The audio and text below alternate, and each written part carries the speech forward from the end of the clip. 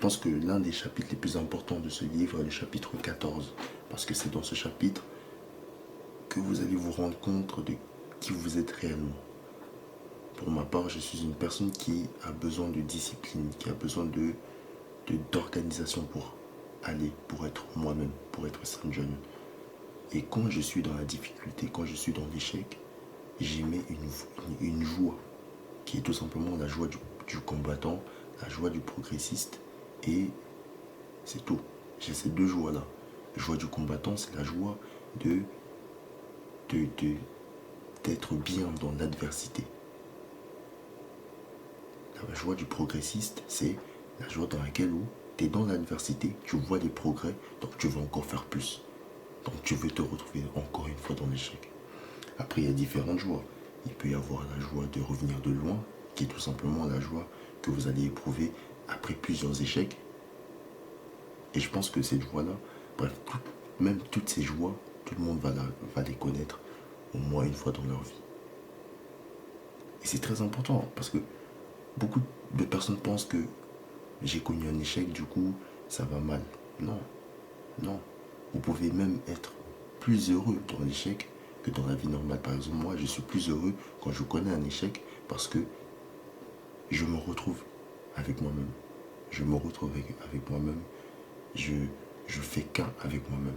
Alors que le piège dans lequel je tombe toujours, c'est quand tout va bien dans ma vie et que je n'ai aucun problème. Du coup, je me laisse aller, je commence à manger de la merde, je commence à faire de la merde. Alors que quand je suis dans l'échec, je suis rigoureux, je suis discipliné et je suis constant dans ce que je fais. Alors c'est pour ça que je veux toujours embrasser l'échec et toujours aller vers l'échec. En nous trompant, en échouant, nous manifestons notre vérité d'homme. Nous ne sommes ni des animaux déterminés par leurs instincts, ni des machines parfaitement programmées, ni des dieux. Libres de nous tromper, libres de nous corriger, libres de progresser. Ça, c'est l'introduction. Ça, c'est l'introduction, les gars. Ça s'appelle Les Vertus de l'échec de Charles Pépin. Ce livre va tout simplement vous aider à aimer l'échec, à adorer l'échec et à valoriser l'échec. Il va vous aider à comprendre à quel point l'échec c'est important et comment vous pouvez être heureux tout simplement grâce à l'échec. Je ne sais pas si vous me voyez bien, mais voilà le thème d'aujourd'hui. Je ne fais pas des vidéos de développement personnel. J'essaie juste d'apporter mon point de vue sur différents thèmes et le but est de discuter ensemble. Je ne suis pas là pour vous dire que... Je suis pas là pour vous donner des conseils ou... Enfin si, un peu. Mais je suis pas là pour vous dire quoi faire ou ce que vous devez faire.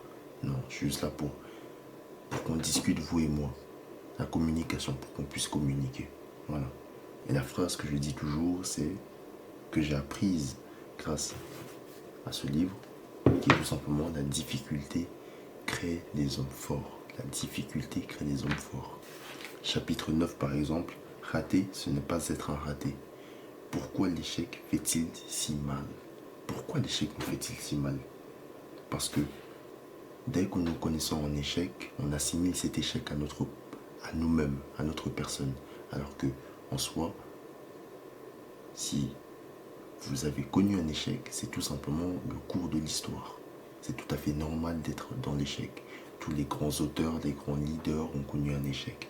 Steve Jobs, par exemple, comme on le dit dans ce livre, a été renvoyé de sa propre boîte pour ensuite revenir. Parce que dans l'échec, il s'est réinventé, il s'est ressourcé et il a appris à se connaître lui-même, à connaître ses points forts, ses points faibles, pour ne pas commettre la même erreur qu'il a faite dans le passé.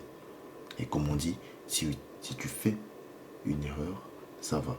Si tu fais 2 fois la même erreur, là tu es traité comme bête, comme con. Et c'est tout à fait vrai.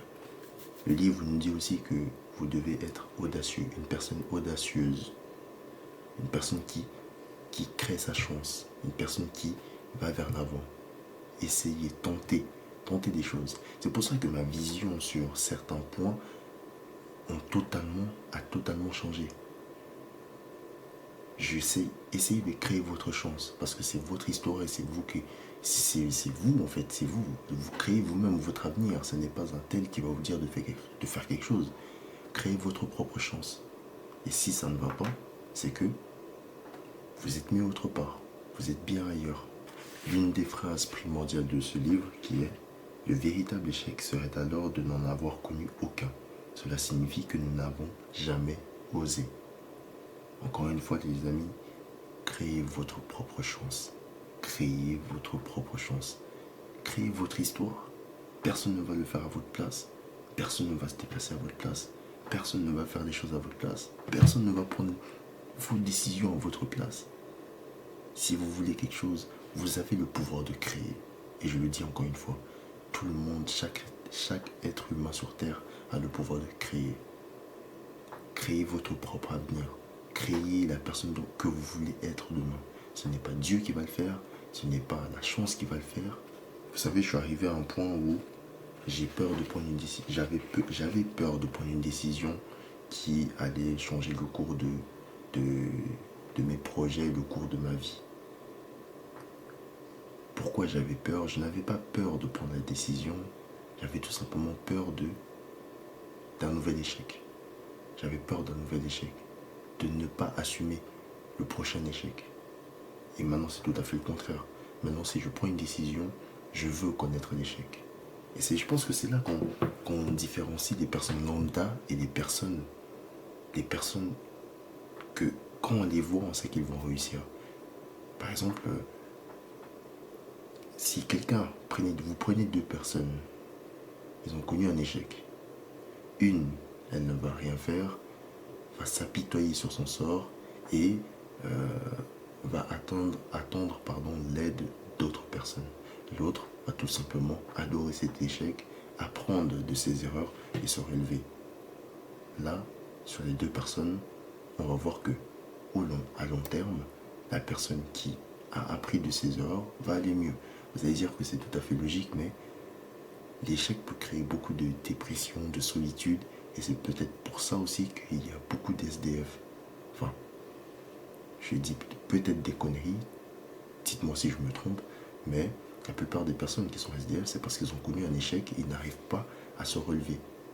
Donc l'échec est un sujet très intéressant et très très sérieux. C'est pour ça que moi je vous dis, si vous connaissez un échec, adorez cet échec. Vous pouvez avoir de la joie dans cet échec, vous pouvez vous ressourcer, vous retrouver avec vous-même, avec votre conscience et votre inconscience. Vous pouvez créer, recréer, vous renouveler et tout simplement être heureux. Tout simplement être heureux. Donc soyez tout le temps dans la difficulté et comme je dis encore une fois, la difficulté crée des hommes forts. Les hommes forts créent la facilité pour les hommes faibles. Comme il dit David Goggins, stay hard, restez dur. Restez dur, c'est dans la difficulté que vous allez créer votre propre avenir. Stay hard. Donc voilà. C'était tout pour la vidéo d'aujourd'hui. C'était une vidéo assez courte pour vous parler de ce magnifique livre, Les Vertus de l'échec de Charles Pépin. Je vous le conseille à 10 000%. C'est l'un de mes livres favoris. Et on se retrouve pour une prochaine vidéo. On va parler sûrement d'autres livres. Parce que j'en ai plus trop à lire. J'en ai trop à lire. Franchement. Donc voilà. Donc, on se quitte avec ces magnifiques mots qui sont adorer l'échec. Adorer l'échec, embrasser l'échec. Et les personnes qui vous disent que vous êtes une merde ou qui vous dévalorisent parce que vous avez connu un échec, ne les écoutez pas. Adorez l'échec et visez tout le temps l'échec. Donc quoi que vous fassiez, visez l'échec. Essayez de viser l'échec. Parce que c'est dans l'échec que vous allez apprendre et vous renouveler encore et encore. Et c'est en créant, c'est en osant et c'est en créant, oui, votre propre chance que vous allez réussir là où vous voulez. Voilà.